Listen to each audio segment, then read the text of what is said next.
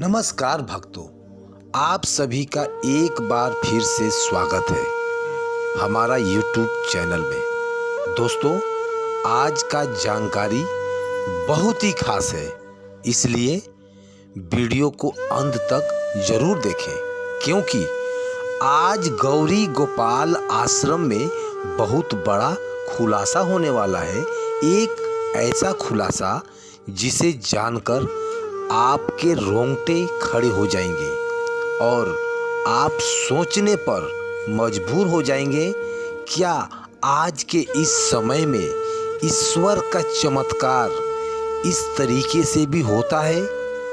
तो वीडियो को अंत तक जरूर देखें और चैनल पर नए हैं तो सब्सक्राइब जरूर कर लें, क्योंकि ऐसी सनसनी खबर हमारे चैनल पर ही आपको मिलेगा। तो गौरी गोपाल आश्रम में ऐसा क्या हुआ जिससे खलबली मच गई? हम बात उनकी करने जा रहे हैं जिसका चेहरे का मुस्कान आज तक कभी खत्म नहीं हुआ, लेकिन अचानक क्या हुआ जो दौड़े दौड़े रोते हुए और दुखी होकर पूरी दुनिया से टूटकर हार कर गौरी गोपाल आश्रम में महाराज श्री अनिरुद्धाचार्य जी के पास पहुंच गए। और दोस्तों, हम बात उनकी करते हैं जो दुनिया पर राज करते हैं, फिल्मी दुनिया का सुपरस्टार गोविंदा का। जी हाँ दोस्तों, गोविंदा जो चकाचौंध सिनेमा हॉल पर छाए हुए एक ऐसे कलाकार हैं जो लाखों करोड़ों दिलों पे राज करते हैं, जिनका चेहरे का मुस्कान आज तक खत्म नहीं हुआ। यह कोई साधारण घटना नहीं, बल्कि बॉलीवुड अभिनेता सुपरस्टार गोविंदा, जिसके कॉमेडी टाइमिंग और डांसिंग स्टाइल से करोड़ों दिलों पर राज करते हैं, अचानक एक दिन वृंदावन के गौरी गोपाल आश्रम में रोते हुए पहुंचे। लेकिन सवाल यह था, आखिर ऐसा क्या हुआ कि गोविंदा को इस आध्यात्मिक स्थल की शरण लेनी पड़ी? क्या यह सिर्फ एक सहयोग था या फिर नियति ने उन्हें यहाँ तक खींच कर लाया? जब उन्होंने अनिरुद्धाचार्य जी से मुलाकात की तो वहाँ मौजूद हर भक्त, हर शख्स, हर आदमी समझ गया कि यह कोई साधारण भेंट नहीं। आखिर ऐसा क्या रहस्य था जो गोविंदा के जीवन में उथल पुथल मचा दिया? और इस मुलाकात के बाद उनके जीवन में ऐसा क्या चमत्कार बदलाव आया जो सोशल मीडिया पर चर्चा का विषय बन गया? क्या गौरी गोपाल आश्रम में कुछ चमत्कार हुआ था? बात पूरी यह सुनिए कि कहानी को अंत तक देखने के बाद आपको समझ में आएगा कि आखिर गौरी गोपाल आश्रम में क्या चमत्कार हुआ। तो वीडियो को लास्ट तक देखिएगा। गर्मियों का दिन था, दोपहर के टाइम में वृंदावन के गौरी गोपाल आश्रम में भक्तों का लंबी कतार लगी थी और आश्रम के अंदर भक्ति के माहौल में भजन गूंज रहे थे। अचानक कुछ लग्जरी गाड़ियां आई, आश्रम के मुख्य द्वार पर रुकी, दरवाजा खुला और उसमें से उतरे बॉलीवुड सुपरस्टार गोविंदा। आश्रम में मौजूद भक्तों ने जब उन्हें देखा तो चारों तरफ सन्नाटा छा गया, चर्चा का विषय बन गया। अरे, ये तो गोविंदा हैं, यहाँ कैसे आए? क्या यह कोई फिल्म का शूटिंग करने आए हैं महाराज जी के साथ? नहीं, लगता है कुछ गंभीर बात है। लेकिन गोविंदा के चेहरे पर चमक का झंझना रहा था, चेहरे का उदासी दिख रहा था, आंखों में आंसू और चेहरे पर खौफनाक बहुत बेचैनी।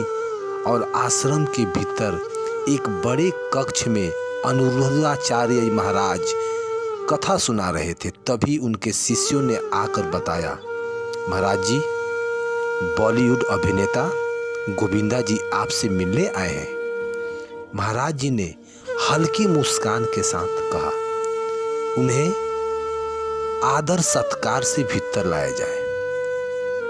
उनके जीवन में कोई बड़ी उलझन चल रही थी। जब गोविंदा अंदर आए तो उनके चेहरे पर तनाव साफ दिख रहा था। उनके महाराज जी के चरणों में गिरकर प्रणाम किया, लेकिन उनके चेहरे का उदासी खत्म नहीं हो रही थी। मानो कुछ कहना चाहते हो पर शब्द नहीं मिल रहे थे। महाराज जी ने प्रेम से कहा, बोलो, शब्द की समस्या से जूझ रहे हो तुम। इतना सुनते ही गोविंदा की आंखों में और भी ज्यादा आंसू बहने लगे और कुछ ही देर में गोविंदा ने उनको कहना शुरू किया, महाराज, मैं बहुत परेशान हूँ।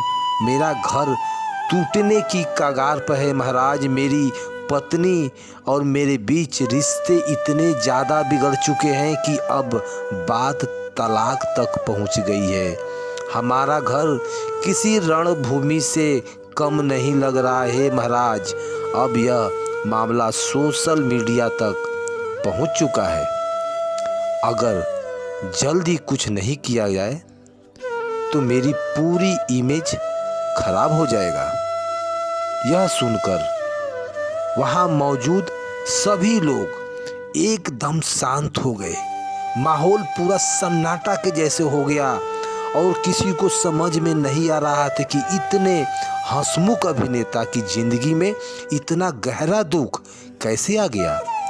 महाराज जी ने गहरी सांस ली और बोले, वत्स, तुमने श्री कृष्ण के पास आने का सही निर्णय लिया, लेकिन यह सिर्फ बाहरी समस्या है। यह तुम्हारे ही कर्मों का फल है। कुछ अधूरे कार्य, कुछ भूली हुई प्रतिज्ञाएं और कुछ अधूरी आस्थाएं, इन्हीं के वजह से तुम्हारा मन इतना अशांत है। गोविंदा अचंभित हो गए। आप क्या कहना चाहते हैं महाराज? क्या यह सब मेरी गलती के कारण हुआ है? महाराज जी ने मुस्कुराते हुए जवाब दिया, इसका जवाब तो तुम्हें खुद ही मिल जाएगा, लेकिन पहले एक सवाल, तुम्हारा असली नाम क्या है? गोविंद चौक है। मेरा असली नाम गोविंद अरुण हो जाए। महाराज